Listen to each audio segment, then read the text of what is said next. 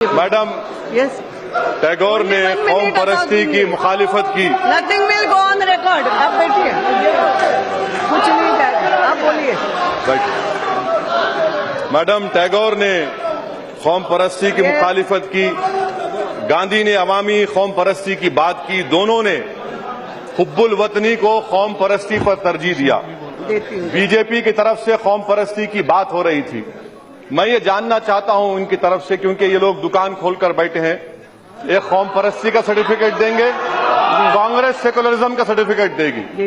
मैं बीजेपी से पूछना चाहता हूं, नागा लिम, नागा एकॉर्ड क्या है? वो नागा लिम कहते हैं और हिंदुस्तान को नहीं मानते। आप हिंदुस्तान में उनसे बात नहीं किए, सिंगापुर में किए। आप बताइए कौम परस्त कौन है? पंजाब के चीफ मिनिस्टर ने 1984 में हिंदुस्तान के कॉन्स्टिट्यूशन को जलाया। आप उनकी तायीद कर रहे हैं। कौम परस्त कौन है?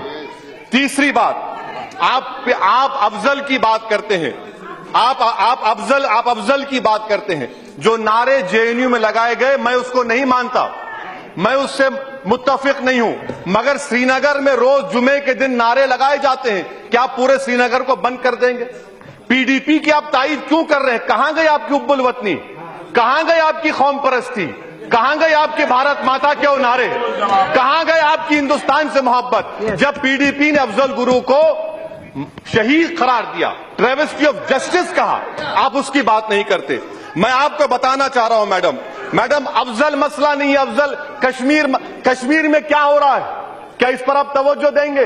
और यहां पर कांग्रेस के लोग जब कह रहे थे फ्रीडम ऑफ एक्सप्रेशन, मैं इनकी नहीं मानता, इनकी इस बात को भी। इन्हीं के दौर में अफजल को फांसी दी गई थी, कानून का फैसला था। मगर क्यों नहीं अफजल की बेवा को उससे मिलने दिया गया? क्यों नहीं अफजल की लाश को उसके बेवा के हवाले किया गया? कांग्रेस पार्टी भी उतना मुलविस है। सेडेशन की जब बात आती है, महाराष्ट्र में आपने सेडेशन लगाया, आज आप लगा रहे हैं। मैं चैलेंज करके कह रहा हूं बीजेपी से, क्या कन्हैया पर आप इल्जाम साबित कर पाएंगे? और अगर नहीं कर पाएंगे तो क्या आप सियासत से दस्तबरदार हो जाएंगे? कन्हैया पर कोई इल्जाम नहीं है, वो झूठा इल्जाम है, नारे नहीं लगाए गए, पुलिस की रिपोर्ट है। मैडम, रोहित की बात, मैडम मैं खत्म कर, रोहित की बात, रोहित का कत्ल नहीं होता अगर दत्तात्रेय खत नहीं लिखते। रोहित की मौत नहीं होती अगर मोहतरमा स्मृति ईरानी उस पर एक्शन नहीं लेती। रोहित का कत्ल एक इदाराती कत्ल है, रोहित को इंसाफ नहीं मिल सकता।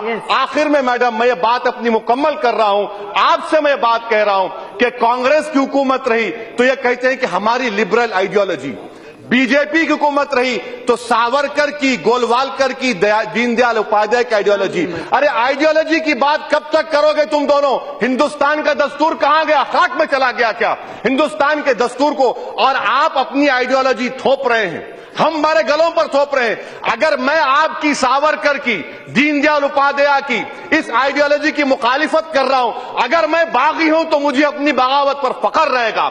मैं आपसे बगावत करता रहूंगा, मुल्क से नहीं करता रहूंगा। मैं इसीलिए आपके जरिए हुकूमत से कह रहा हूं मैडम कि दलितों को इंसाफ आपसे नहीं मिल सकता, क्योंकि आप एंटी दलित हैं। आप अगर कोई नारा लगाता है मैडम कि मैं मनुवादी के खिलाफ हूं, मैं फिरका परस्ती के खिलाफ हूं, तो इसमें कौन सी बुरी बात है? इसीलिए मैं हुकूमत, इट्स ओके, हो गया। राजेश रंजन जी, यू वांट टू स्पीक? बोलिए। गलत हो रहा है, जेएनयू में जो गलत हो रहा है, और इस तरह से करने से आप जेएनयू में नहीं दाखिल हो सकते। बैठिए, हो गया। अध्यक्ष जी, राजेश रंजन जी, मैं बात खत्म कर, कहाँ कर रहे हो? बात को मुकम्मल, प्लीज। यस, बात खत्म कर देता। हाँ मैडम, मैं अपनी बात इस बात पर खत्म कर रहा हूं कि आइडियोलॉजीज को मत थोपिए।